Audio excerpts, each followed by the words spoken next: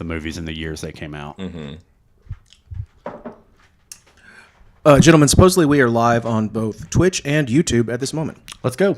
Hey guys, welcome to another episode of Well-Adjusted Horror. Oh, and if you're wondering why the real on-screen talent wasn't visible there in the live chat, I can switch cameras. Oh, he can. No, that'll be I can great. switch cameras. That's cool. Let's do this. That's dope. You know what would be good for me though is if at any point in my day I made anything better. I want two guys in the background be like, hey, come on, look at that. That's called affirmation, Jonathan, and it is special. Something I didn't receive as a No child. wonder I didn't know the name of it. This is a special episode. This is our Friendsgiving episode. If you'll remember, our loyal fans will. 2 years ago, we did a Friendsgiving episode with our friend Lindsey. We covered the Awakening? The Awakening. Yeah. And this year, we're going to cover a friend favorite of ours, Tucker and Dale versus Evil. Lindsey, you've seen this before, correct? Yes, I did. Yeah, you watched it for homework, correct? Just watched it, yeah. Nice. I like that. Kept it recent. Jonathan, you've seen it how many times? Like just the movie, or do we want to include me watching other people react to the movie on YouTube? Both. Probably like 27. Oh my God, Jonathan, 30. You'll know, listeners. Jonathan likes to write or listen to or watch. Right. I'm not a reaction fucking videos. nerd. Yeah. I probably shouldn't. We I should heard you probably were a though poet. try not to Not a swear. writer. Oh yeah, maybe not in the first 5 minutes. I Why's think. that? Because they'll take us down. I don't think Twitch that's how got it rules. works. We think. I think they ask you not to swear in the first 5 minutes, but I think that mostly has to do with monetization And YouTube. That's fair. Yeah. that's only if like Are you're. y'all making money off this? Did I do this for free? Yeah. Is this a pro bono Yeah. podcast? Actually, you brought $1,000. the wine, so you came out like way back. I'm You're in the losing. red on this deal. This is an L. episode. All right. A couple of things I Losing want money, son. to. A couple of things I want to call Jonathan out on first before we actually dive into this. Sure, go ahead, Levi. I've got the camera on us now. It's Okay, fine. the camera's on us now. Good. Jonathan, I'd like to bring up a mistake that I let you make, and then I kind of ran along with it, not knowing exactly what the meaning of the word incel actually meant. Jonathan, loyal listeners will know, has called H.P. Lovecraft the incel. Now, incel actually stands for involuntarily celibate. Now, here's the deal. Lovecraft was voluntarily celibate. So there is no way he is an incel. Glad we got that cleared up. Number 2, Jonathan, I saw a poll, and it was asking, I think it was women between the age of 20 and 40, what the biggest red flag on the first date is. You want to take a guess? The biggest red flag on the first day, was it having read or knowing the name of H.P. Lovecraft? No, it's not. It is, I listen to the Joe Rogan podcast. Oh, you were really happy when you found that out. I was, because I don't like the Joe Rogan podcast. Jonathan does, and a lot of people do. That's fine. That's fine. But I wanted to bring up those 2 points because Jonathan has talked about both of those extensively on the podcast, and I just wanted to go ahead and clear the air for us. Levi, do you think there is a correlation between incels and Joe Rogan podcast listeners? Yes. Yes, I do. I think that the whole, like, I'm a man, so I should, like, get what I want comes into play, but I don't know for sure. I'd have to look into the research on that. I'm sure there is some. Yeah, I'm sure there is. I'm a man, so I'm not sure I'm understanding your criticism. Well, don't worry about it. I mean, I am a man, so we're maybe. not here to talk about that. Also, this is... You brought it up. So if you were like, Jonathan likes... Just wanted to mention Jonathan it. likes the Joe Rogan podcast. When Thought you'd defend yourself. When he's not taking vaccines away from babies, he listens to Joe Rogan. And I wanted you to defend yourself, so... Sure but you and did. you kind of have. But also... also, This is the Thanksgiving Day table, and we don't discuss politics at the Thanksgiving Day table, so we're not going to do that either, are we, Jonathan?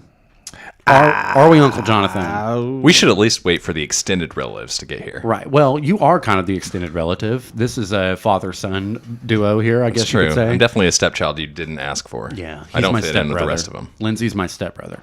Lindsey has a fascination with the horror genre, like most of our friends do, and we like having him join us on this podcast. We value his opinion very, very much. I mean, that's kind of Let's not lay it on too thick. Well, I mean, I'm trying to lay it he's on an thick. acquaintance, We're trying to lay it on and thick. nobody else was available. Right. And Look, I have been applying for the last 18 months to be the resident religious expert in horror films, and you guys just simply will not hire me. Which is why we picked Tucker and Dale versus Evil. Because it has nothing to do with that at all. Right.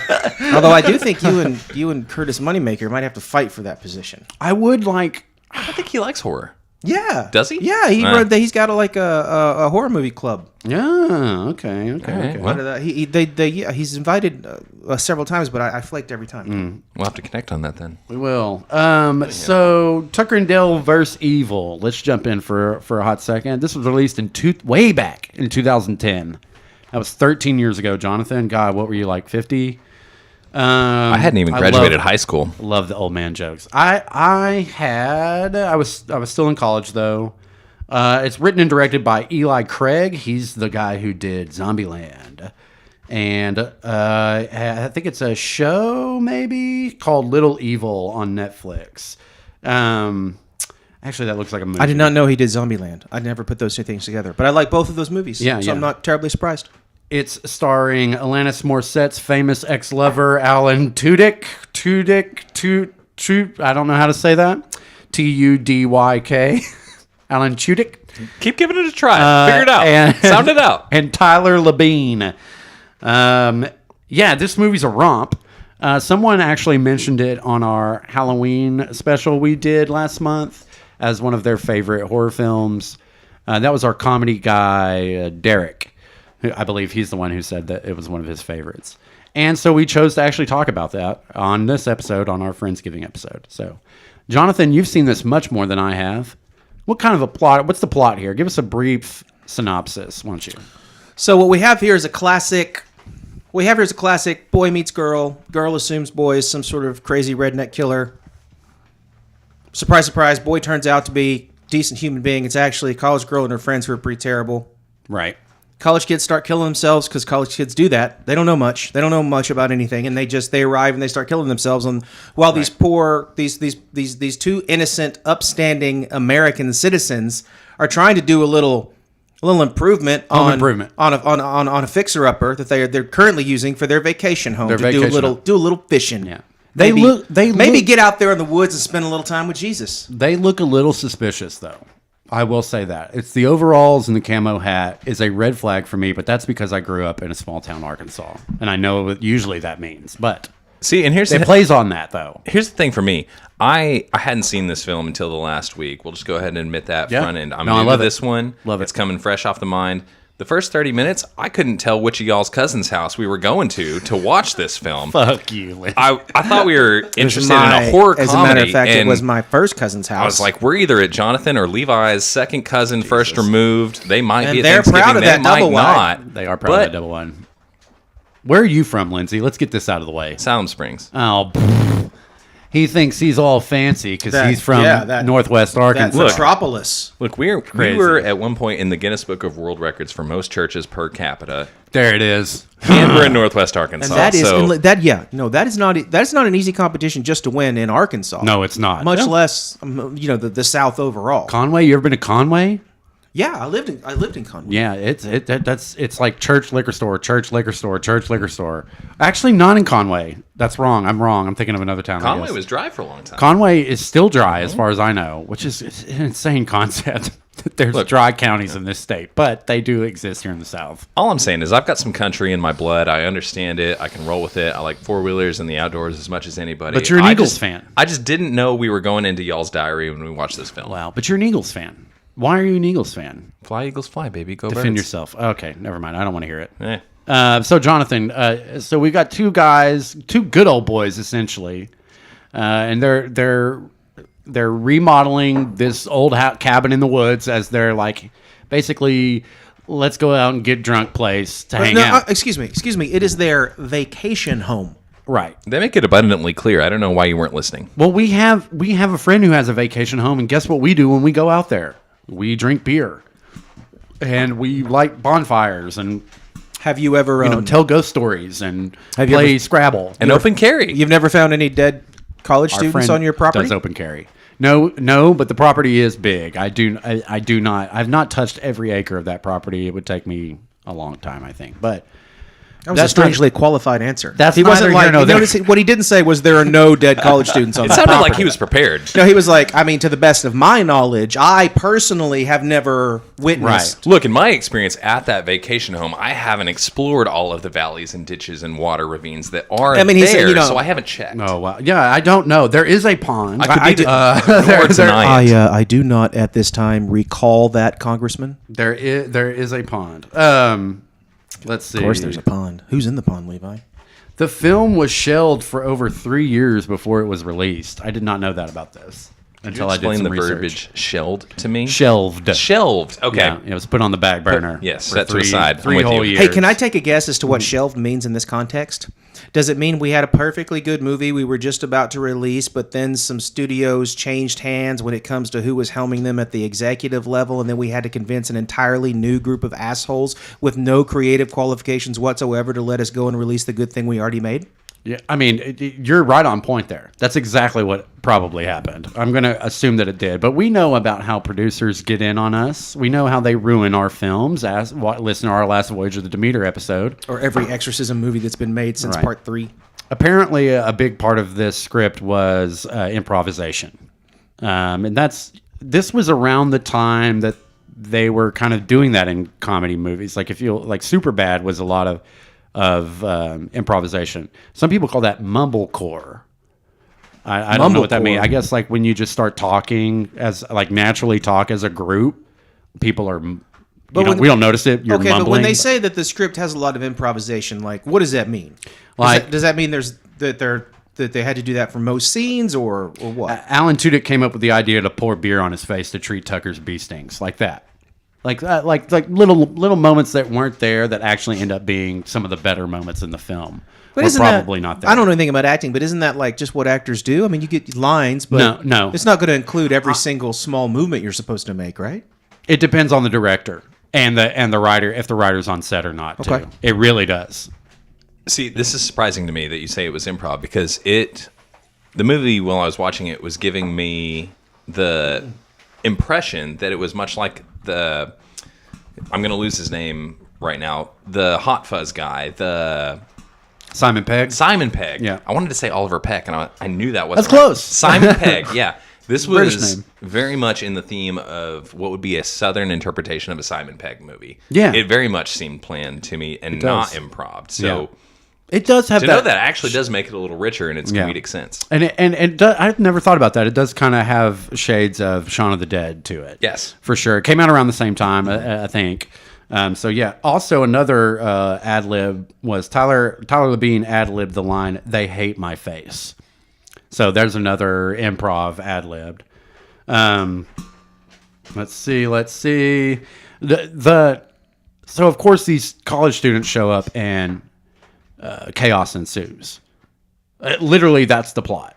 And one of the lines that one of our characters says is, to a police officer was, "Sir, we were really just trying to renovate our vacation home, and these college kids showed up and started accidentally killing themselves around us." And how stupid that sounds, it really does sound stupid. but I'm sorry, if we're going to do the line. Yeah, do it. So I brought this up to Jonathan earlier today. I'm glad that you mentioned it right off the bat. I hated the first 30 minutes of this movie. Mm-hmm. Watching it for the first time, I don't know if the headspace was wrong to appreciate a horror comedy, but I was not having fun throughout the gas station scene or him comically, holding the Grim Reaper scythe, walking up to these college You didn't enjoy the students. pickled eggs? No, I wasn't here for it. And that switch flipped on me when I realized that, one, this is Steve the Pirate from Dodgeball. Yes, it now is. as a countryman. Yes. And him looking someone dead in the face and saying, "I was just minding my own business out here doing chores on my property, and these college kids kept coming in here and killing themselves." And howdy ho, officer. We are having had a doozy of a day. I lost it. One thing I've discovered when discussing this movie is Southerners absolutely love this movie. And I guess it's all the Southern isms that are in it that make people love this movie, but they really, really do. Let's see. Another homage. So sorry. This film pays a lot of credit to horror films that came before it and came out around the time that those came out. At the end, Tucker hits the beehive with the chainsaw. He started running and moving his arms in a parody homage to the film The Texas Chainsaw Massacre, which we will discuss here in a second. But what's your favorite part or death in the film? Jonathan, I think I know Jonathan's. Jonathan, I want to take this one first. So once again, It's all you, as Bella. I said, in the first 30 minutes, I wasn't having a good time in this film. I didn't get with the Tucker getting stung by the bees and running, and the parallel running of the scared college kid who just suddenly gets impaled by a tree. I wasn't having that. We're not having fun yet. So at that point. you were still not on board as of impalement number 1. No, I was. Okay. I don't believe I was when I first watched this I was either. not into it. Man, you It guys wasn't are funny rough. yet. This is a tough crowd. Yeah. Yeah, I didn't have the right eyes to see it. What got me was when that kid comes flying out of the woods and just yeets himself into the wood chipper. Yep, that's the highlight. Oh, it killed me. Here's the thing. Here's the thing about that wood chipper. So they're towing a wood chipper from scene 1. Like they're towing a wood chipper. So the instant you see that, you know somebody's someone's going in. going in Someone's that wood going into chipper. the wood chipper. Yeah, you know it. It's just a question of who's going into the wood Right. chipper. So is that your favorite one, Jonathan? No, I mean it's the most dramatic and it's the one that's going to give you the most giggles, but it's actually not my favorite. Mm-hmm.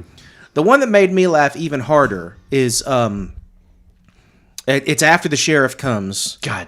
When the college student gets that pistol. Okay, yeah. Because it sets up this wonderful thing where of course he's too stupid to use a handgun. Funny, dude. Like, of course, all of these kids are too dumb to use a handgun. Mm-hmm.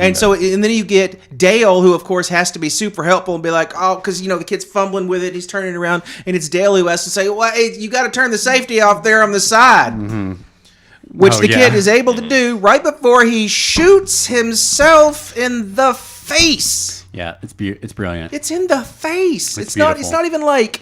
It's not like. I don't know. He hasn't just wounded himself or taken off a finger or an arm or something. It's in the face. No, none of his classes at that liberal arts college were gun safety 101. They were all like, they were all these classes about how gun ownership is evil, and nobody ever got around to being like, by the way, as evil as they are, you probably shouldn't point a loaded one I love watching privileged, at your noggin. dumb people die.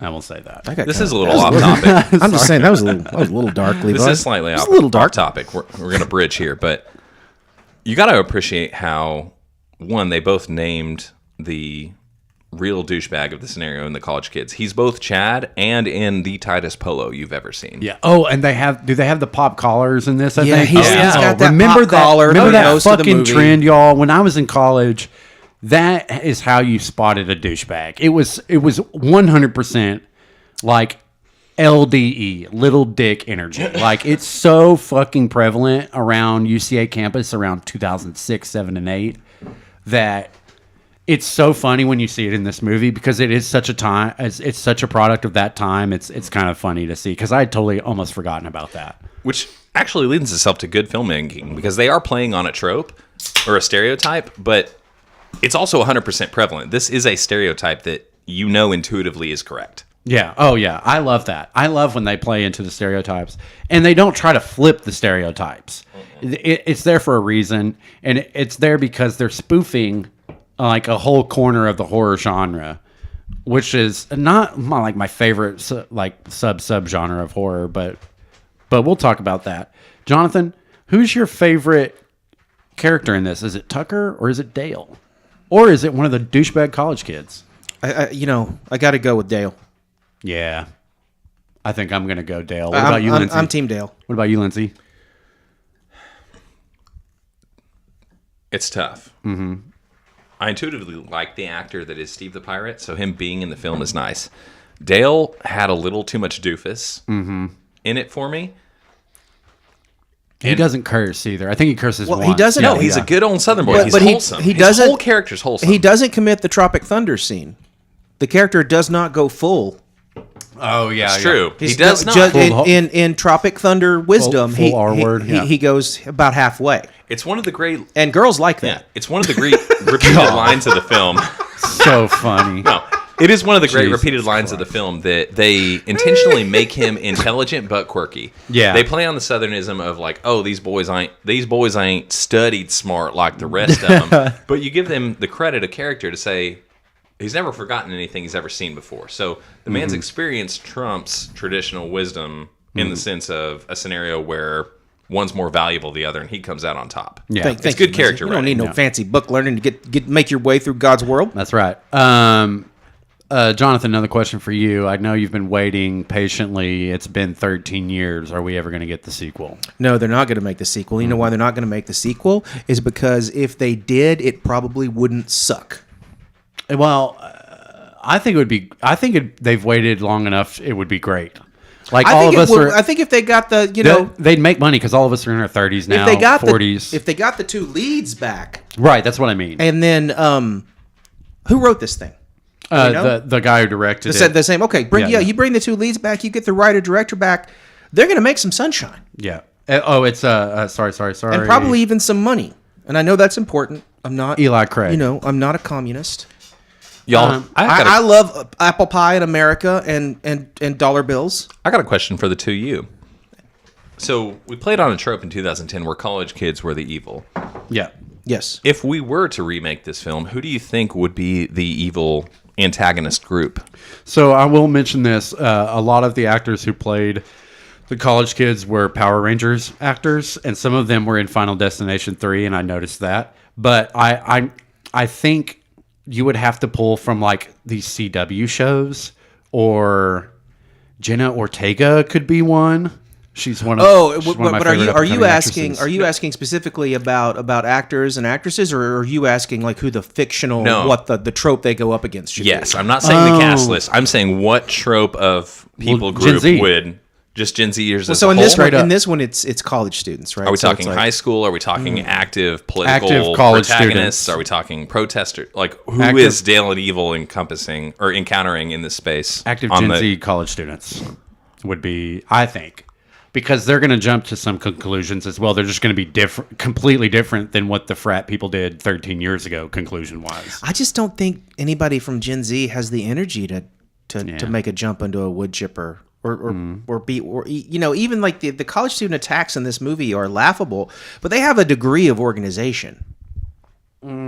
Well, you mean they stand right outside the... Yeah, no, but I mean they're able to do basic teamwork things like you guys attack on this side, we're going to attack on this side. Oh, I disagree. I would say they create a very well unexecuted plan. Oh, sure, but they were at least able to conceive they were able to conceive and execute a plan, right? Now, it was not done well. Yeah. Of course. No, I'm not saying that. But I'm saying I think we've reached the level of societal absurdity to where I honestly don't think, like, the group of people that you would want to parody next, I just don't think it's plausible that they could ever come to any sort of group action. Unless you want them to march through a major city and set fires. What if it was boomers? Would you like to see then a flip of the script where Dale and Tucker end up going into a city and then have to fight evil on evil's territory? No. No? No. You could have I don't fun. You could have fun doing it straight. You could have Tucker and Dale versus evil, and actually, because people are going to go into that expecting a spoof, and then make it like a genuine evil, make it like a genuine supernatural evil. You could have fun with that. Yeah. You could even do a lot. There's a lot of things you could do. And in some with ways, Tucker and Dale. that would be more fun because again, I'm not sure how much more mileage you can get out of making fun of what Well, youth ignorance. What's the word? I don't know. Yeah, I guess it to me it's like entitled ignorance, where it's like the curve, whatever the curve is called. It's like the less you know, the more you think you know. The more you know, the less you realize you know. Yes. I think that's where it plays into that, which is what a lot of. Also, it plays into you don't really know what you're about to get into, which is exactly what the corner of this subgenre does, called, I guess it's known as Hicksploitation in the horror community. And I want to give some examples of Hicksploitation, and we'll talk about those, because that's what this movie's essentially spoofing, is Hicksploitation. Now, to me, the grandfather of all Hicksploitation, and Hicksploitation is sort of American folk horror. It's like there's so many untouched corners. This country's so fucking big that there's so many untouched corners where people could essentially exist without ever having run into society. So like apparently there's parts near Mina where that exists, Jonathan, where there's like a whole subculture of people that have never existed in modern times, but I don't know if that's necessarily true. So the grandfather of Hicksploitation to me would be the Texas Chainsaw Massacre from 1974. So Hicksploitation had its rise in the late 70s and 80s and a resurgence in the early 2000s. And when I start mentioning these movies, you'll see a pattern where they were the same remake of the movie was made in the early 2000s. Essentially, Hicksploitation is classist Hollywood view of rural America and highlights arrogance, ignorance, entitlement, and privilege. And that's exactly what this movie does. So I mentioned Texas Chainsaw Massacre in 1974. The remake came out in 2003. The remake's not bad, but there are people that believe the original Texas Chainsaw Massacre, directed by Tobe Hooper, is the best horror movie of all time. And I can't. I don't say that, but it's hard to argue that. I mean, that is a defensible claim. Well, yeah, I mean, it was made for almost nothing. What they got out of their actors on set and all the disgusting, like they literally had like hair and bones and rotting flesh on the set. It was like lightning in a bottle. And Tobe Hooper, I mean, he did some other stuff, but I don't think he ever got back to the level he had at Texas Chainsaw. Also, a movie called Frailty in 2001 with Matthew McConaughey. Have y'all seen that movie? I saw it in theaters. That one's news to me. I did too. See it in theaters. Yeah, I really like it. Also, Wrong Turn in 2003. I think that has Jessica Alba in it.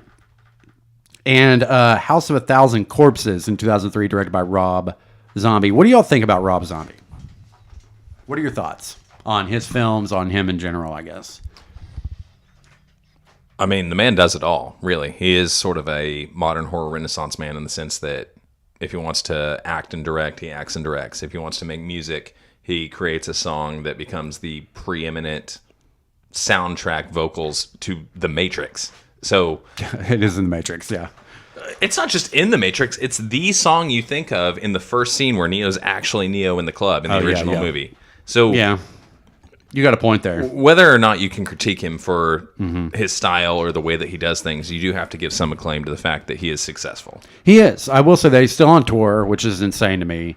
Well, I think I would want to separate any comments about his music from any comments about his movies. Right. I want to talk about his movies too.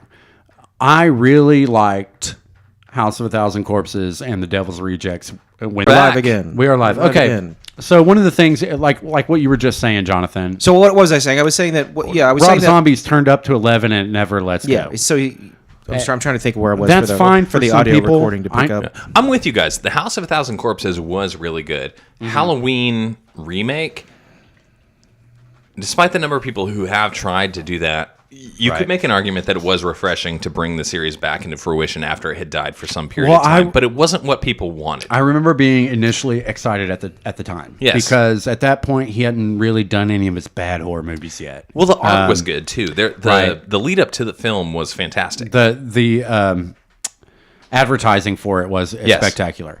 I will say this. Most of that movie is a 16-year-old girl screaming. And it is... it's fucking loud and it's fucking annoying. Like, it really is to me. I like the end of it. I think I've mentioned that on this podcast where she shoots him with a shotgun in the face and blood splatters all over and she screams and then the credits come up. Like, I really liked that. But, of course, I like that ending. There's nothing quiet or human or anything in any of those movies. And because of that, there's nothing to care about in the face of that onslaught of gore and noise. Mm-hmm. There's nothing to attach to. Everything's horrible. Mm-hmm. Like there's no moment of humanity, and you hope that people live, but that's just because you're a normal human being, and you generally hope that people live when they're being attacked, unless you have some reason to, think they're a terrible person. He seems to enjoy the label white trash, like he seems to roll around in it, like, and I don't know if there's a point to that or if that really is just his tastes. But he seems like he enjoys white trash labels. Look, go ahead. Even to the silliness of Tucker and Dale vs. Evil, I found myself at one point when Tucker's trying to rescue Dale's dog, and gets captured and he's being tortured, I had a genuine concern that Tucker wasn't going to make it through the movie. Yeah. Right? Yeah. So even in the silly comedic version of a horror film, which isn't taking itself seriously at any point outside of just trying to make a good product in its own space, we still have enough development in those two people that I care about Tucker. Yeah. Yeah. And you don't care about them with the same depth that you would in like a really effective pure drama, right? Because this Right. is a horror comedy, but it still gets you. Yes. Yeah, we were talking about But with Rob Zombie, I'm like, what's there to care about?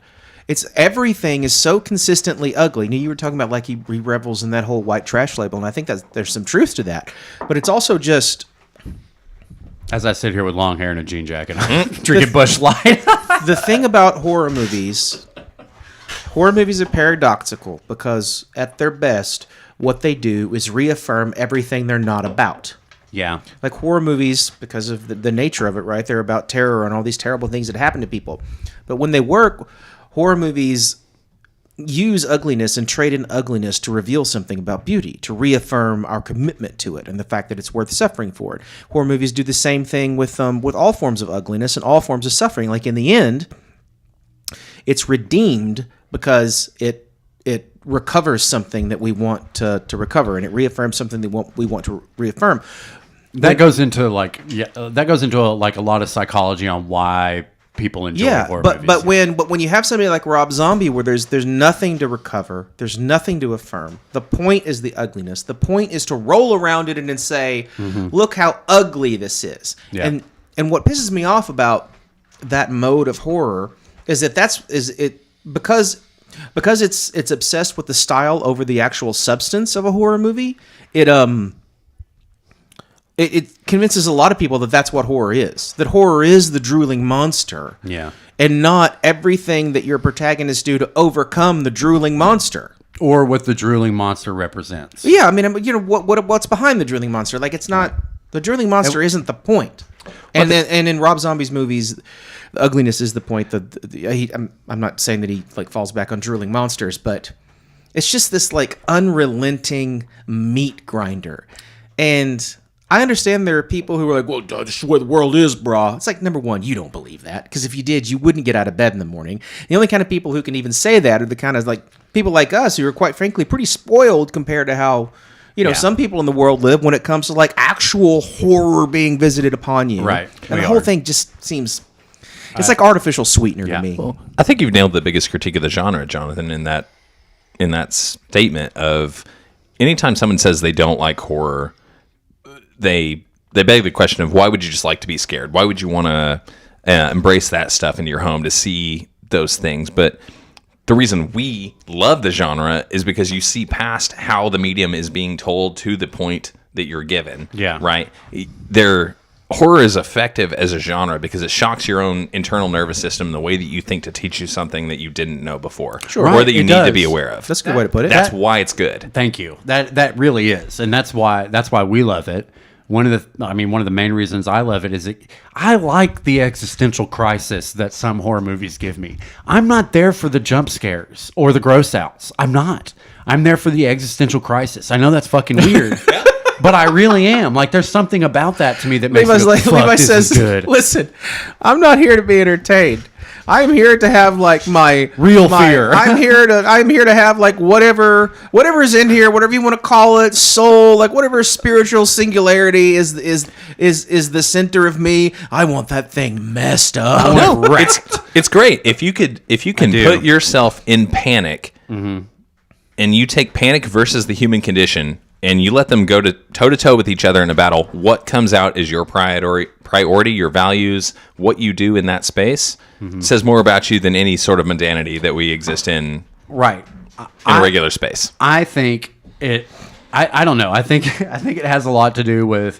I just want to feel something. All right.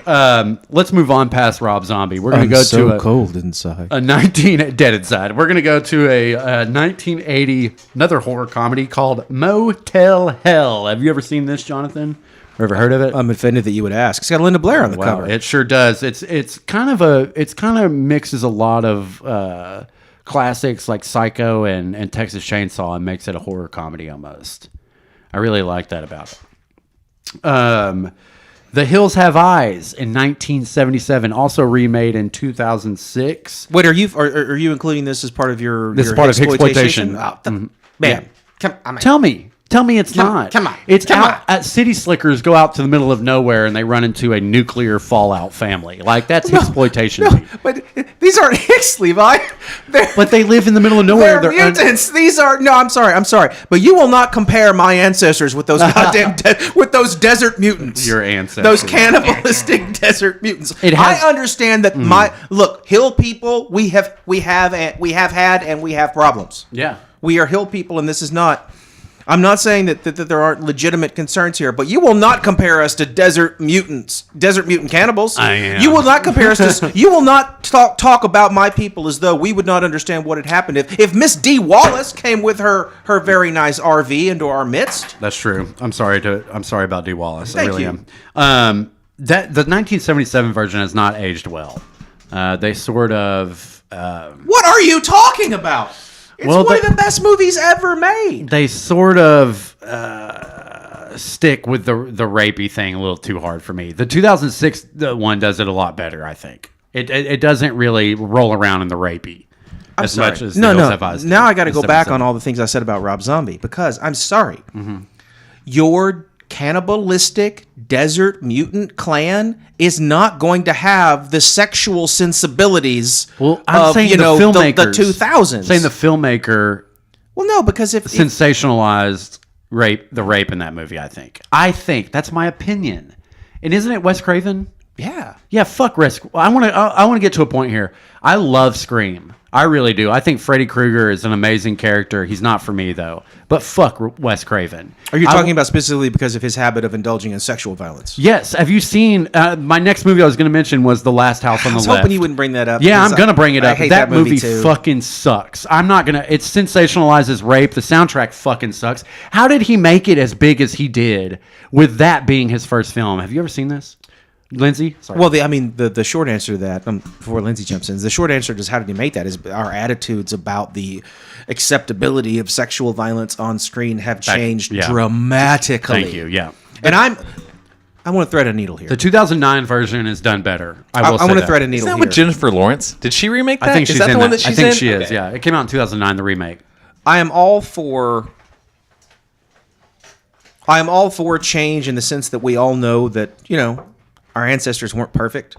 They could have been better. We could be better. Yeah. So it's like when we all agree that something is no longer worth whatever we want to call the cost socially, right? Or it's just our moral sensibilities have gotten better. I hope that's true. I hope that moral sensibilities do get better and aren't just sort of traded randomly out under the guise of better. But at the same time, I'm deeply suspicious when we look back at how harshly we judge the recent past. Oh, the recent past. I mean, at how harshly. You mean like the 90s? Yes, the 90s. And how hard people judge that Listen, shit? Sorry, that's most of my past. You guys are going to have to adjust that. I've heard criticism. I just my larger point, and then you get in here and you can jump on this because I understand it is it's not a settled thing. I'm deeply suspicious of the urge that we have to very harshly judge, the past of as little as 30 or 40 years ago. Yeah. And because it seems to me that the popular attitude with which that is most often done just reeks of this moralism that I first noticed as like a 7-year-old in a Southern Baptist church. It's a moralism and an approach that suggests that the speaker has no sin, that suggests that the group that the speaker comes from has no sin. Oh, like they haven't done anything yeah, wrong. Like they've never done anything wrong. Like in 30 years, they're not going to be looked at But Jonathan, their offspring. We're talking about rape here, dude. Like, that's different. That's why I'm circling back. Okay, and yet, I'm trying to say that I have conflicted feelings about this, and then about going back on a movie just because it's a little old and saying, well, that was unconscionable. And it's like, no, it wasn't. At the time, nobody said anything. Like at the time, depictions like that on screen. I didn't even finish the fucking movie, dude. Like when I gave it a half star on Letterboxd. Like Which one? Last House on the Left? Yeah, 1977. No, it's the first half of that's unwatchable. It is. And the fucking music, I cannot stress to you enough how bad the music is. So it's what I'm trying to say here is that I guess my own mind is unsettled on this, and like I feel both sides of that because I can't watch that either. I watch it happen live when we record, Jonathan. Like I see your angel and your demon. I see you wanting to say the right thing, and then sometimes you just say the wrong thing. I see you trying, boy. I do. see you I trying. like the effort, Jonathan. Thank you so much. Well, if I may jump in and just throw a little interlude course, here. yeah. It's another thing that Tucker and Dale vs. Evil does really well there's an entire 10-minute section of Dale rescuing, I believe her name's Allison, from the water and taking her back into their house, their vacation home, where exactly what you guys are discussing. We're looking for a trope of, as we said last time, getting rapey murdery real fast. Yeah. Right? That's the play on the horror genre and the stereotype and trope of those people that we're playing into. The exploitation. And we get the exact opposite Yeah. of holistic caring. Yeah. Right? But everybody watching the film, the character Allison Is in ready- the space is ready for that and turn. willing for that space. Well, that's an awful thing for me to say willing. That's the wrong choice there when I said rapey murdery. But I know what you mean, though. That is exactly what everybody watching the film is expecting, is for that turn to happen with those characters, and it's not. Well, you just played Dale on even covers up his eyes when she's getting naked to jump in a body of water she knows nothing about. Yes, But he whatever. does. Mike's just edit. You don't need to say edit. Quit on this. Hang on. Yeah. It's plugged in. Oh, we are having some technical difficulties today. We need batteries. Oh fuck, Jonathan. You're good. I thought you said we plugged it in. I plugged it into the computer. Oh Not, and it. Christ. No, we're You got good. batteries? Where are the batteries? We're all good. Yeah. Hang on. Let me arrange my way. And we can also just throw a disclaimer that we just had technical difficulties and we're back. We will be back, sir. No big deal. I'm glad they're getting to see how the sausage is made. Jonathan, go ahead and crawl under the spikes trap. Right here. The I gotta go potty. Crawl under the spikes. Oh, you're too old. You might shake yourself. Yeah, It's not gonna be good. Jonathan's so You gotta old. bend them Shit hips the himself. wrong way. Fucking shit himself. Hold on. I'm trapped. Interlude. Yeah, this is live, so they get to see all the shit And happen. they're like, what is going on? And done viewing. It's alright. No. I told you to prepare. I fucking told you about it. And what did you do? You did not prepare. Did you prepare? Did you have batteries in here? Did you plug it? Probably didn't. But you know, I told him to prepare, guys. I told him. I sent it to him. Mom and Dad are fighting. Mom and Dad are fighting. It's okay.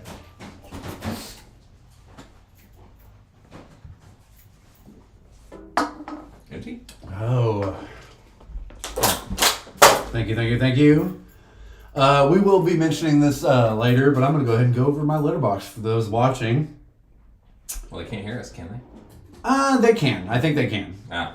They can hear through the MacBook. Through the MacBook, yeah. Let's see.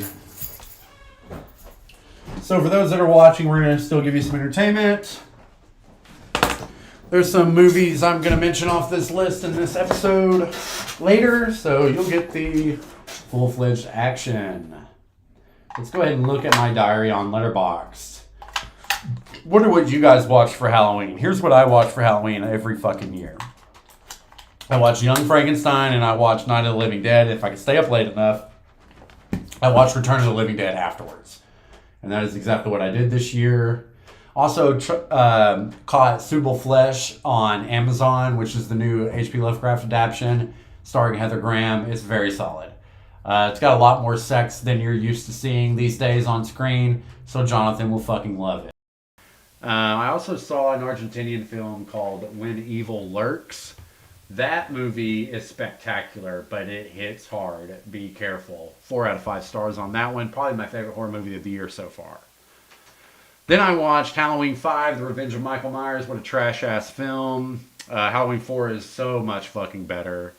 Cheryl and I also watched Son of Frankenstein. If you'll remember from our Halloween episode, no shit, Cheryl is involved on most of my horror viewings.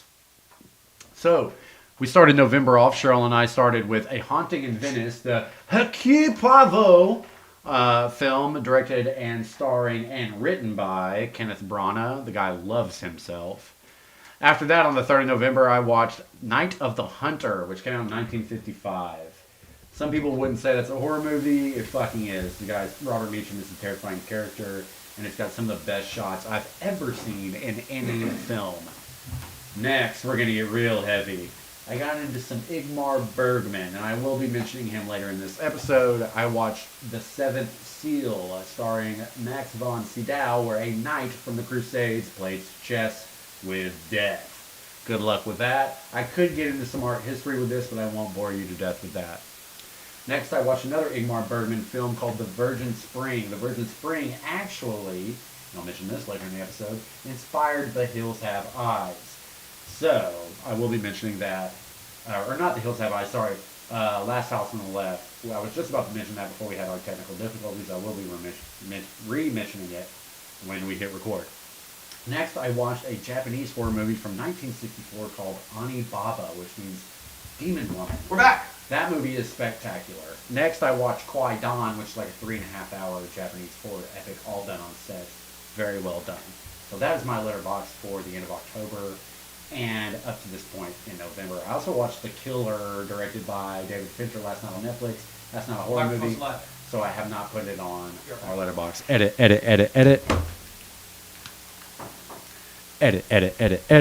Jonathan, we've got the static back.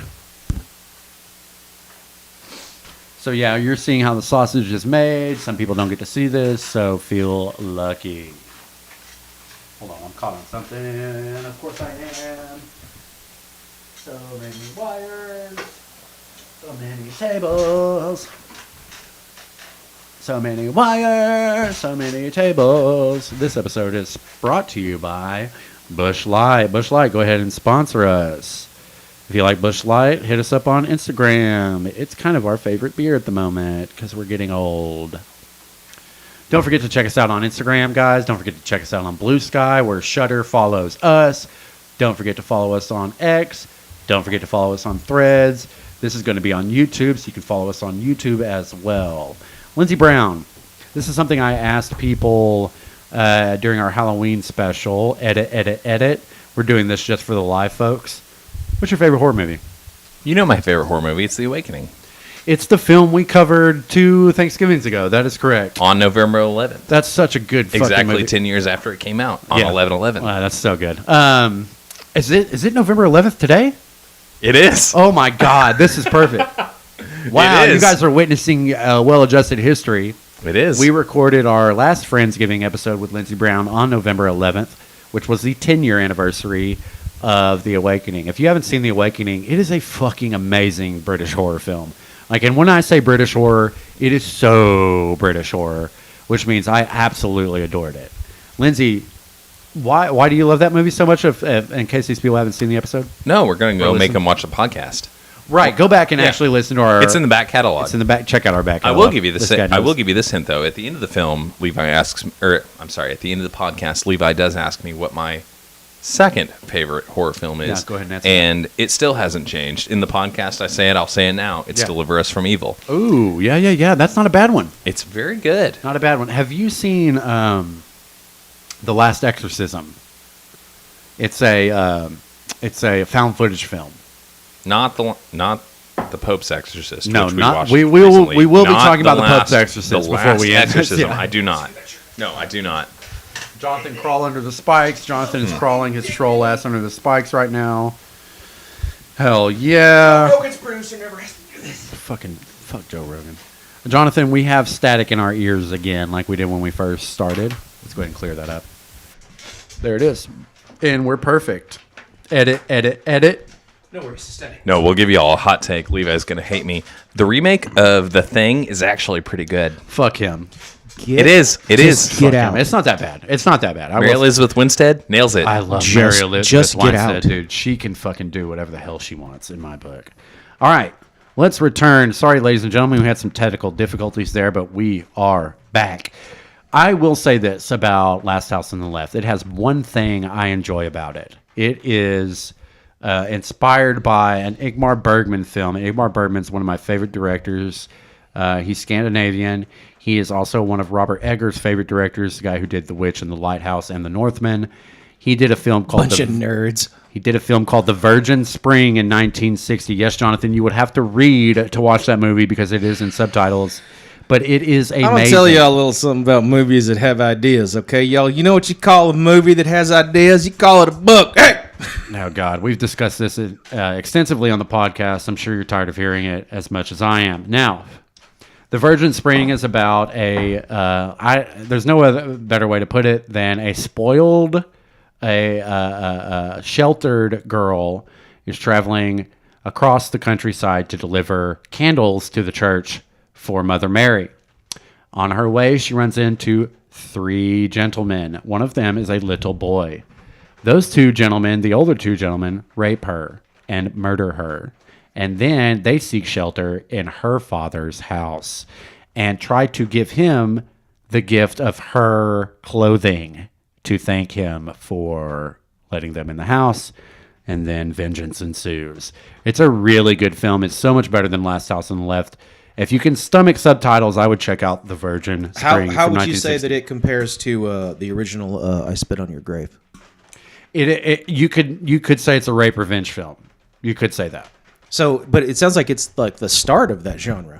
Sort of. I mean, Wes Craven came out and said himself that The Virgin Spring was a plot that he stole for Last House on the Left. He thought it was a simple but ferocious plot. And he's right. Like, it's a really simple film, but it's done masterfully, starring Max von Sydow, just like in The Seventh Seal that I mentioned earlier for our YouTube video, People. So yeah, again, how did Wes Craven do this? How did he direct a infamous, notorious horror film every decade he was directing? Think about that. So he did Last House on the Left in the 70s, and The Hills Have Eyes. In the 80s, it was A Nightmare on Elm Street. In the 90s, it was Scream, and I fucking love Scream. And in the 2000s, it was Drag Me to Hell. How did he do that? Like, why? I mean, I think you could make an argument that each of those films, if you were to rearrange them and set them in any other order per decade, they wouldn't work. That's a great point. I agree with that. Very much. Whether or not you like the film or not, or like Wes Craven's style or not, I think you have to give him some credit and just say that he understands the cultural significance of that decade and nailed it in each of those films. Sorry, he did not do Drag Me to Hell, guys. That was Sam Raimi. I totally fucked that up. What was the last... He did New Nightmare. That was in 99, though. What was the last Wes Craven film? No, he did one after that. I'm going to look it up. Sorry, guys. Getting some live research here for you podcast listeners. I know this is what you listen for. But I think, what Lindsey was saying is true, is that, and this is something you brought up, Levi, you've brought up when we talk about Stephen King's Danse Macabre and Macabre, excuse me. Yeah. I'm from Arkansas. Yeah. And one of the things he's always going on about is like the timeliness of certain horror movies, right? Of how horror movies in particular, it seems like horror movies in particular can succeed just based on getting like the neuroses of the moment right, if that makes sense. Like getting whatever weird under subconscious thing that the society happens to be worried about, but maybe not even consciously, right? It's not they couldn't put their finger on it. Well, I think. And then, but horror movies can capitalize on it in a way. I mean, I know that comedies can do this, and I know that like fantasy series can do this and stuff like that. But I don't know. I don't know about fantasy. I don't know. One of the things about horror movies is like as this flash in the pan phenomenon that can sort of consume the popular imagination for a minute, can just grab it, right? Right. I think it's unique in that. I think the horror genre does. I don't know if uses that as the right word, but lives in that in a way that other genres don't. I think, and this kind of goes to your point, Lindsey. I think even though even though I can't fucking stand it, Last House on the Left pushed envelopes. I think all of his films push the envelope, especially with his meta shit like New Nightmare and Scream. I think Scream is like the perfect fucking horror movie for the 1990s. Like, it's so fucking good. Scream is wild because if you were to try and recreate it, which they are attempting to do, but let's take the original. Mm-hmm. I really like fundamentally, Scream 6, by the way. There's something about if you were to imagine a high school girl in the 90s, she would be at home on Friday night, give or take, waiting for a phone call from prospective boyfriend, suitor, whatever, or talking to her friends. She'd be watching a movie, she'd be having popcorn. Everybody who was in the 90s believes that. Or if you weren't there, you believe that about the 90s. And that they're popping a VHS in. He made something mundane that everyone would experience in that era terrifying. A phone call, too. A phone call. A phone call on a landline at home where somebody knows where you are. Right. I also totally normal. His inspiration for that first scene is When a Stranger Calls. I will be doing a well-adjusted short on When a Stranger Calls. If you haven't seen that film, the first 20 minutes are fucking perfect. And so he pulls from other material to make the horror films he makes, and they're kind of brilliant in that way. I'm not going to say The Hills Have Eyes are, but I will say The Virgin Spring is fucking brilliant. So I don't blame him for pulling from that. Let's get away from Wes Craven because we've got a little bit more to talk about. A film called Tourist Trap in 1979. Jonathan, have you seen this?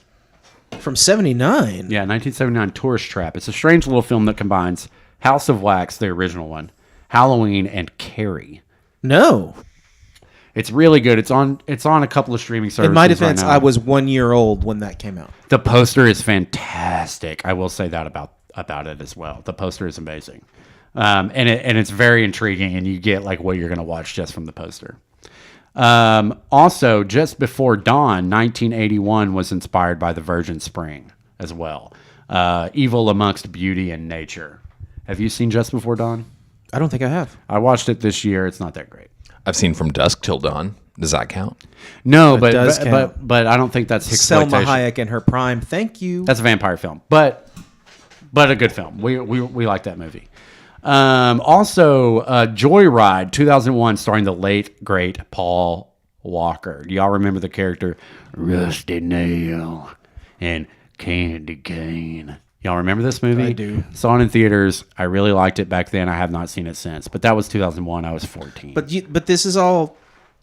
I thought that... But are you filing these on their Hicksploitation? Right. Man, you got a wide Hicksploitation net. Right. I know. I had help. I'll just say that. But the big one for me, Hicksploitation, and we're going to talk about it because I have never seen it, admittedly, and it has a fantastic poster as well, is 1972's Deliverance. Go ahead and do it for us. Ding ding ding ding ding ding ding. That movie is it is priceless just for the fact that it finally woke America up to the banjo. It finally woke the world up to the fact that when you hear a banjo, it's scary. You need to run. I think it woke America up to what the other 49 states haven't experienced of what it's like to drive through Oklahoma. Well, right. Well, this goes back to Hollywood's view of rural America. But wait a minute. So, but no, because can it be exploitation if the people being exploited are in fact terrible? I think it can be exploitation no matter what. But I just know that it's the corner of the genre is known as Hicksploitation, and Deliverance is definitely probably in the top 5 when you talk about Hicksploitation. I don't know, because whenever I hear somebody, when you put exploitation on the end of something, I assume that you're making like a point. Sexploitation, yeah, whatever. Blaxploitation. I assume that what you're saying is that something is like a culture is being referenced, or an environment is being referenced, or something is being referenced or used as a setting in a way that is like unfair or unkind. I see it as. But anybody who's ever been in the woods knows that Deliverance is somebody. I see it as using something that is very popular to just quickly make something. So, sexploitation was popular in the 70s. Blaxploitation was popular in the 70s. Hicksploitation is another form of that, where you take something that's popular amongst most Americans at the time, film-wise, and you just make a shit ton of movies about it.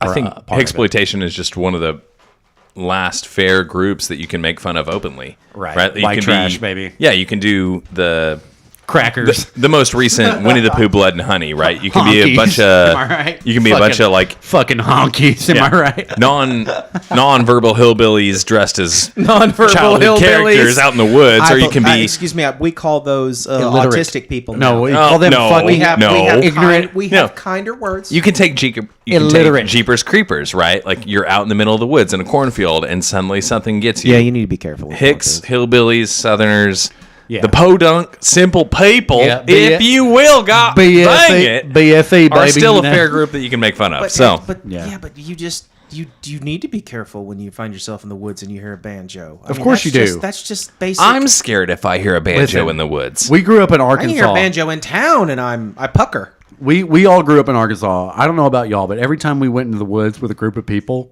somebody did that. Ding ding ding ding ding ding. Like it's one of the like Southerners love Southerners and they love the South, so they watch Southern movies. Fucking We had a hate it. joke that somebody first told me when Fucking I was hate about it. 17. I probably shouldn't share it. Don't. That's the thing about the climate now. I don't know what jokes are okay to share. Yeah, don't. If you question it, don't do it. Do it. No. If Mr. Rogers or Steve Rogers wouldn't say it, don't say it. Isn't Steve Rogers Captain America? Yeah, he fucking The is. hell with that guy. Do it. Captain America is a great, It's the most boring, terrible hero I've ever character. heard. I don't care about Marvel anymore. I did. There was a time where Captain America was a big deal to me, but I was very young.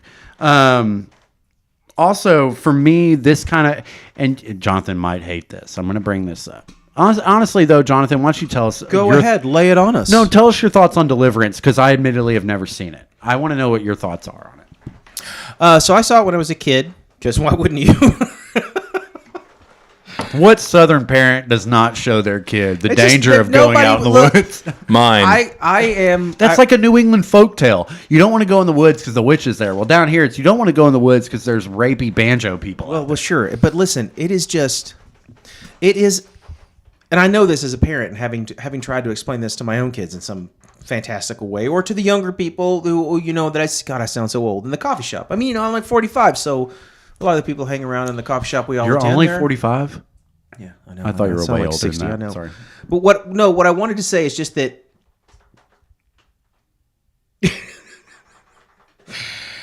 I forgot my point. Dead air. Say it. That's what happens when you're 45. Edit. What happens when you're old? This is what happens when you're 45, ladies and gentlemen. What did you ask me about young people that set me off? No, I asked you about Deliverance and what you think about Deliverance because I admittedly have never seen it.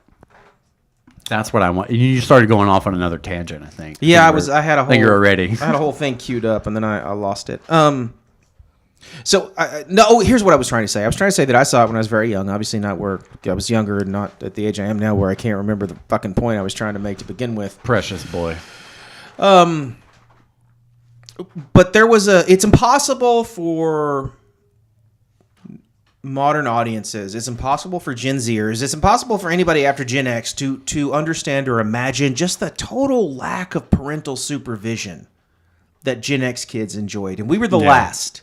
We were the last. So, and I brought this up because you were asking. I don't know, dude. We got to go out on our bikes and be home by dinner all the time. Yeah, millennial kids mess stuff up too. We got to go fuck But here's around the too. thing. With millennial kids, though, whether or not you were sort of free like the Gen Xers or just in like an early version of the prison that they put the Gen Zers in, Yeah. really depended on like where you lived and who your parents were, right? It really did. Like I lived in. But you guys are Southern boys, Right. so it Sure. didn't.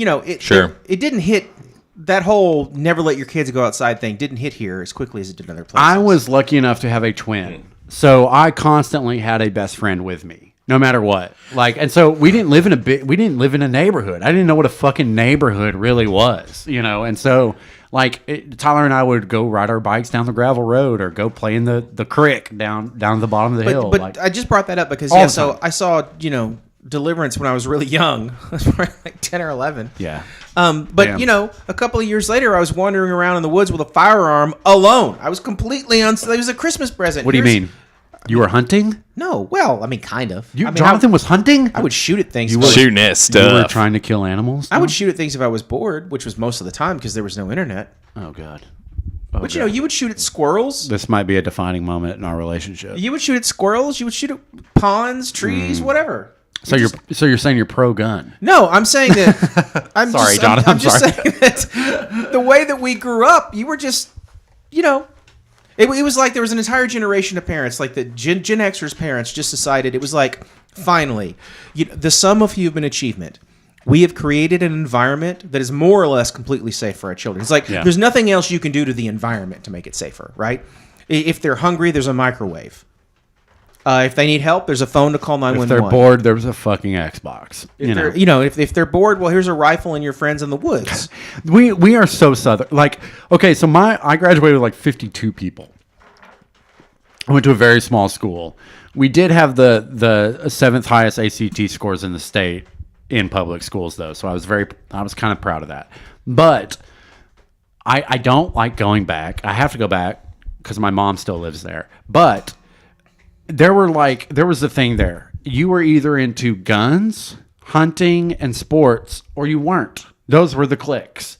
And Tyler and I kind of fell into, we liked sports, but we also liked what the band geeks liked, which were comic books and films.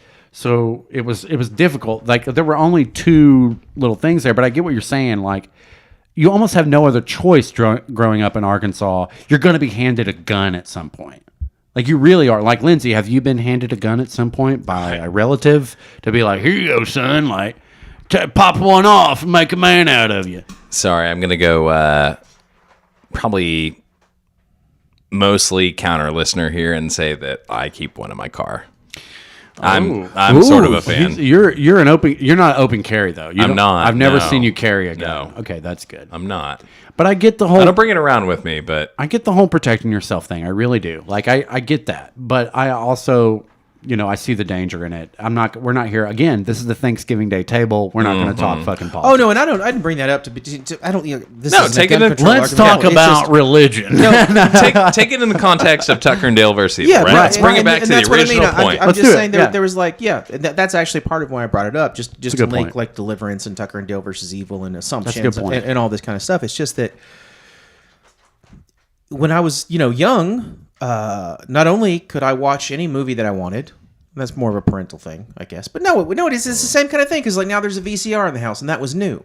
So it didn't really occur to my parents that they needed to like really look hard at these VHS tapes because that was like a brand new thing. Mm-hmm. And you've got your microwave now there, so you don't you're not dependent on like other people making you food. You can just nuke something because there's something like from the Walmart in the freezer. And the rest of you're just unsupervised wandering around the world because there was this sense that like the problems that were solvable had been solved.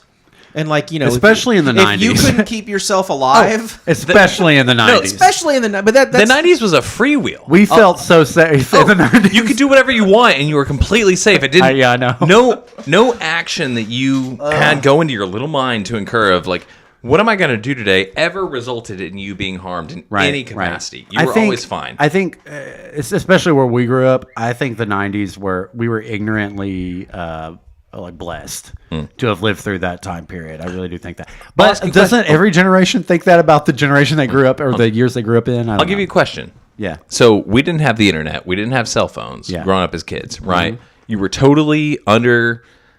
The only parameters you had for how you existed in a day-to-day was your own word of when you said you would be back. Yeah. Right? Yeah, mom and dad trusted that. Yeah. And the deadline... That's their fault. It was not a problem until it was past what you said was going to happen. Exactly. Or dark. Yes. And dark was the sort of unspoken default unless you had made other agreements and arrangements. Correct. I get that. Like, I get that. So you guys are either the oldest siblings or just in pairs, correct? You don't have... Yeah. You're not subsequent to any other children. First, yeah. Right. Yeah, I was the twin. Yeah, we were twins. I'm the youngest of three boys. Oh, man. You grew up in Arkansas as the youngest of three boys.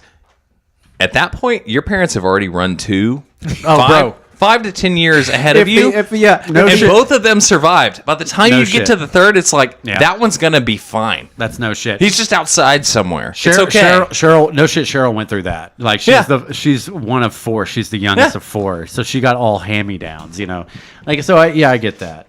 But nothing's going to hurt that kid. They're just out there doing something. No, but we grew up going in the woods. and playing. So I was never really afraid of the woods, which is what a lot of folk horror, which is what Hicksploitation is a corner of. You know what's odd deals is that with. I kept both of those things. I mean, I grew up in the woods, but I'm still afraid of the woods. I'm Really? not afraid in the sense of like if I go for a hike by myself that I feel like something bad's going to happen to me necessarily. I'm not terrified, but you don't go into the woods without being aware that you're in the woods. Did you go camping a lot? Not a lot, but enough to know that I would rather spend a night in jail. I would rather Man, spend a night fuck in a that. safe county No. jail. Camping. We went camping all the time. I There actually are love it. toilets in jails. I love camping. I really do. There's something about it to me. Like, and maybe that's the natural state in me, but because Arkansas is the natural state, ladies and gentlemen. But I maybe. remember my dad throwing it at me. we're celebrating. We're celebrating a lot of Arkansas with the remember the exploitation. No, I'm sorry. You remember that scene in Tucker and Dale versus Evil where he says, "None of this would happen if we hadn't gone fishing." Yeah. And Tucker says, "That's not even an option." And Dale says, "I don't even like fishing." And then it's like the first breach in their friendship. Right. Oh, that's the heart breakdown. And I think it was like that's this for hard. my poor dad, who was just desperate to give his two sons like all the benefits of the outdoors. Some kind of bonding And outside. you could not pay us to give a fuck about going outside. Man, I learned so much and then never went back to it. No, the same way. You know what I mean? Same way. Like once I turned like 14 or 13 even, I slept all day. Like I didn't want to go outside. It's fucking hot. You kidding me, Dad? Like I'm not. Oh, so I have to go outside to do chores. That's what outside meant to me at a certain age was.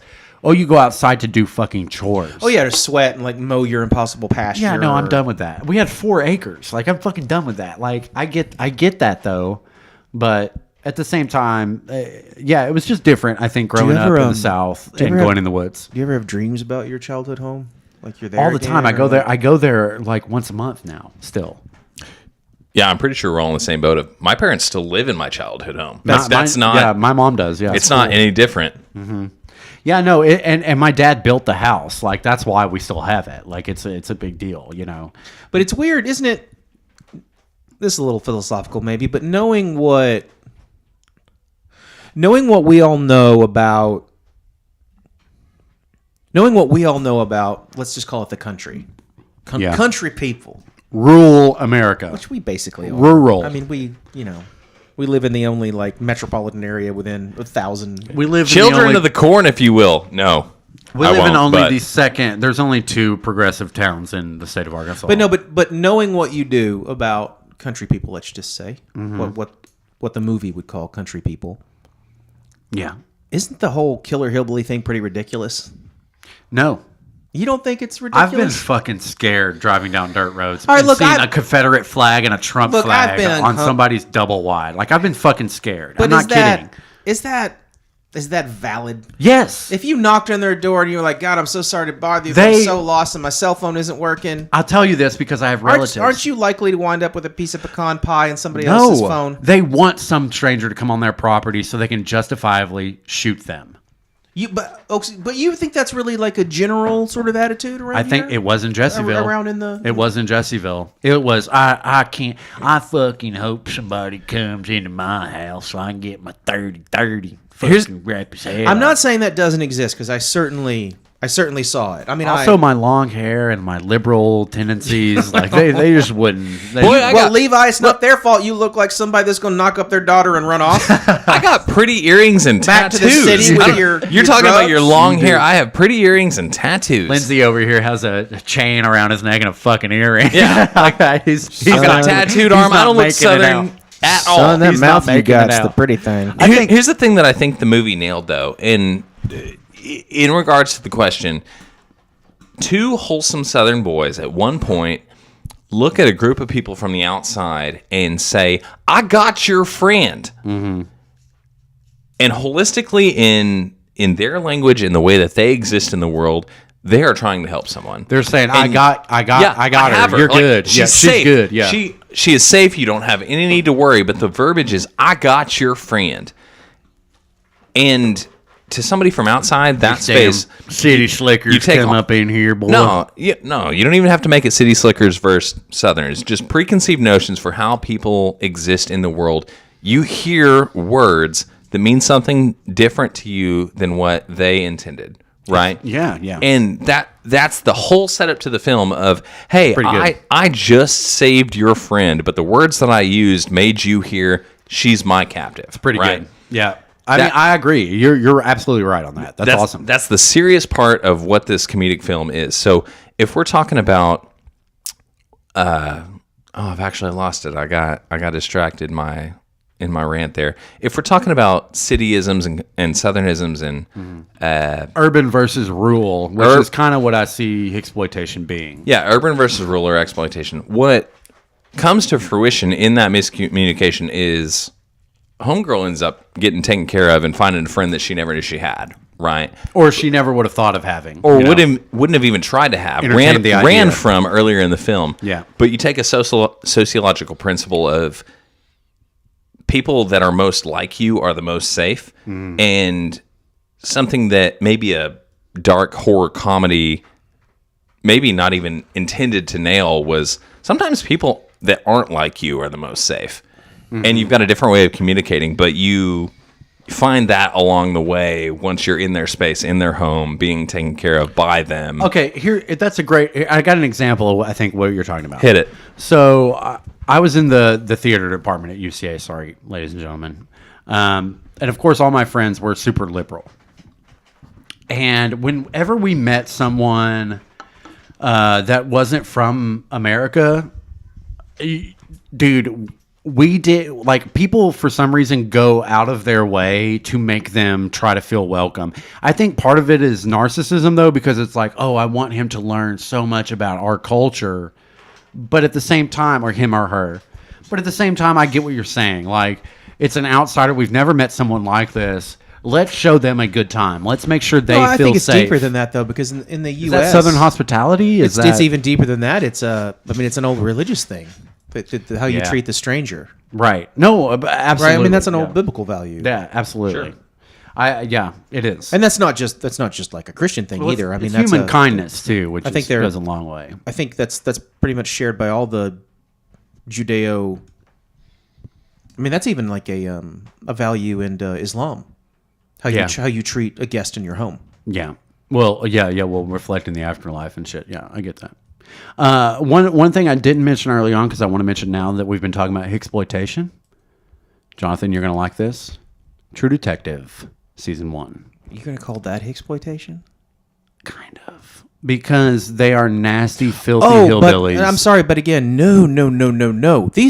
True Detective is in Louisiana, and just as you will not conflate my people you will not conflate my hillbilly people with mutant desert cannibalistic trash. He's not. You will not confuse us with swamp rats either. Look, he's not a swamp rat. True Detective is in Louisiana. He's a terrible man, though. Like, Jonathan, that fucking show, man. Like, I will say, we're going to talk about that one thing I mentioned at the bar the other day, but go ahead, Lindsey. We still speak English. I was just going to say, Jonathan doesn't want to have anything to do with being conflated with the French. Right. No, he does not. Hell no. We know this. Go back and listen to What the fuck is a parish? Go back and listen to our back catalog. You know they don't even use English common law in that savage little backwater. Jonathan loves Julia Ducournau. French. It's why nothing works. Go ahead. He loves Julia Ducournau in those new French extremity films.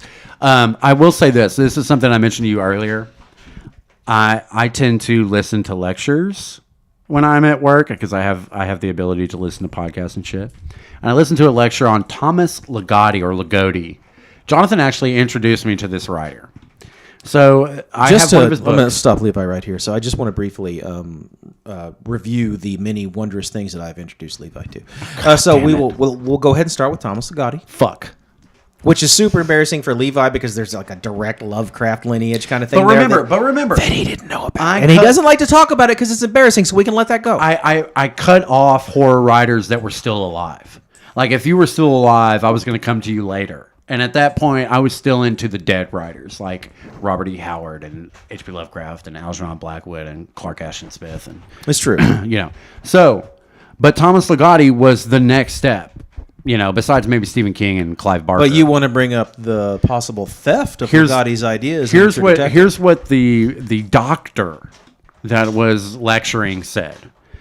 That what doctor? What do you mean? He's a professor. Oh, you mean like a PhD? Yes. Okay. in English and literature. Here's what he said. The writer of True Detective Season 1 essentially copy and pasted Thomas Ligotti's philosophy and put it as Matthew McConaughey's character's Russ Cole's dialogue or monologues. So the whole groundbreaking thinking that a character that this guy wrote is not actually groundbreaking. If you go and listen to or read Thomas Ligotti's philosophy on horror, which you can, which is fucking amazing, but it's super dark. You'll basically run into Russ Cole. Now, the one thing I like about Thomas Ligotti is he shuns the hero's journey.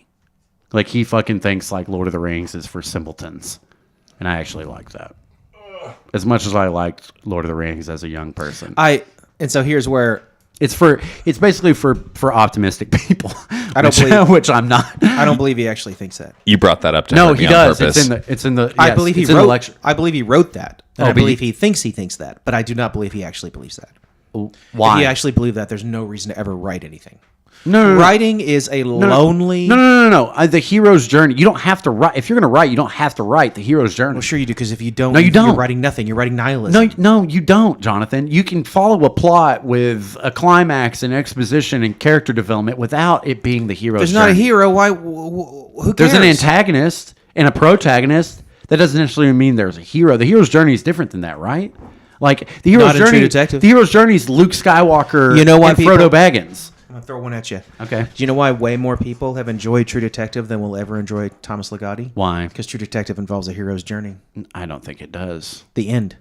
The end is very positive, and I didn't like that. I expected it to be way I wouldn't say it was very positive, but it's the hero's journey. These men suffer, and not on their own behalf, But this was not but written by for the greater good.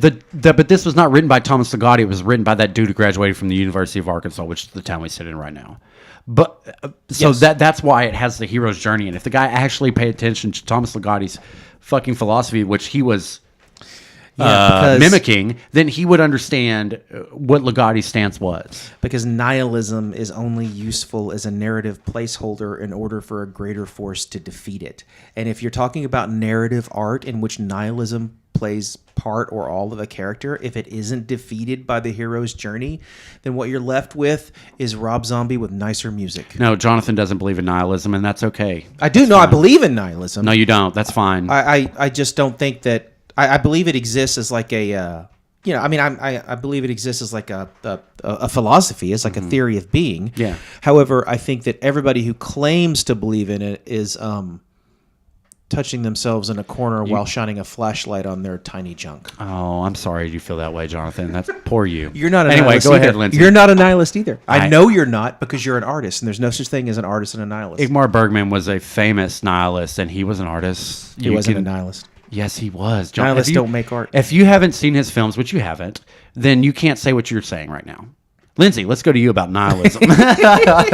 You want my take on nihilism? I do. I know what your stance on Lindsey, philosophical things. Lindsey, and- I'm alone here, Look. and it's awkward for me because you know how grumpy I am. No, And when I have Jonathan's- to take the high road, I want to talk about boobs in the '80s, and now I'm God damn it, I'm being no. pressed into like defending America. Jesus, Look. Lindsey, help me. Ingmar Bergman movies have boobs in them, Jonathan. You might like them for that. Nihilism is a really interesting idea when it comes to film, because you can create a character that, strangely enough, despite nihilism, is captivating, where nihilism itself would say one shouldn't be. But I think in the grand scheme, you can't get past the idea that nihilism is in fact a snake just eating itself, and you eventually have to come to the point where you can't consume any further or take in anymore, and There's you're done. nowhere to go. There's Oh, nowhere to go. guess where humanity has Exactly. to go. Guess Here's- where humanity No. has to go, guys. Fucking nowhere. Here's the thing. It Sorry. inevitably, Sorry, listeners. yeah, it inevitably has to Feel defeat good itself podcast of the year. because I just want to let Your everybody only know, two options Levi's are- okay. yeah. You don't. There's no need for a well It's check or fine. like a. Nobody needs to. The authorities don't need to talk to Levi. We're fine. taking care of Levi. We have stated this, and I can't find the episode where we said this. It might have actually been the episode that we had to scrap. We may not be the best horror podcast. We are the saddest. Go ahead. Go ahead, Lindsey.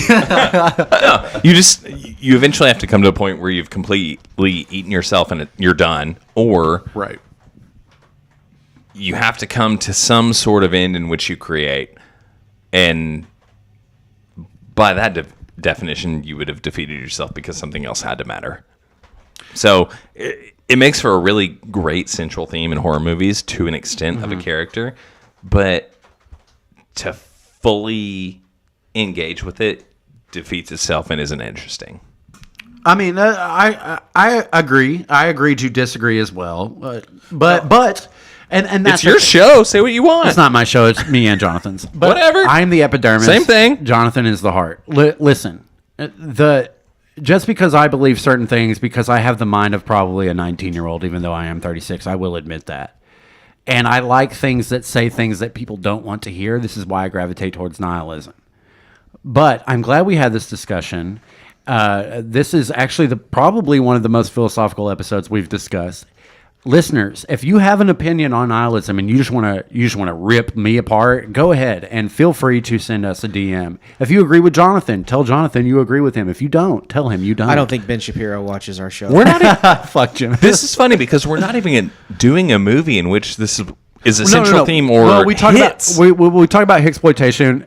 So when you talk about exploitation, you can get to True Detective, and you can get to Ingmar Bergman.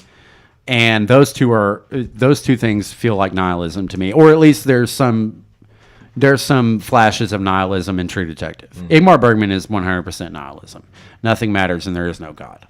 That's hard for people to watch. Well, then there's no reason to make art. There is. If you absolutely believe that, then the creation of art is for what? To make you feel something, because it is so hard to see beauty in this world, especially nowadays, I think. That you can feel something through art. It doesn't necessarily mean I'm eternal, I am important. But it's a source of light. Yeah, nihilism doesn't say there's not a source of light. It just says you can be happy and be a nihilist. I really do think that. Like, I'm happy in the fact that nothing matters. That the freedom that brings me, which is one thing the killer says, which I really liked about that film last night. One thing that brings me is the happiness I get from the freedom that nothing matters. Now, I didn't want to bring this up because this is the Thanksgiving Day table. And I know... We don't talk about politics. We talk about the existential nature of humanity. Enjoy your turkey. What is the end of human man? Ladies and gentlemen, please enjoy your turkey and Those dressing. mashed potatoes have no meaning. Just enjoy your turkey and dressing with your family and ignore maybe the last 30 minutes of this podcast if you want to have a good holiday. Thank you for listening.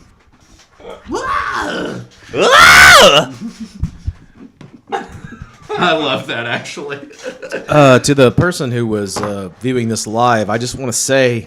I think it's Doctor Who sorry. Cares. It's probably Doctor Who Cares, or it's Brady Nez. I don't know. I'm sorry. We're sorry. We're not sorry. I'm not sorry. I don't usually go here. I missed the DA show. Thanks to Lindsey again for joining us. Oh, yeah, I was just...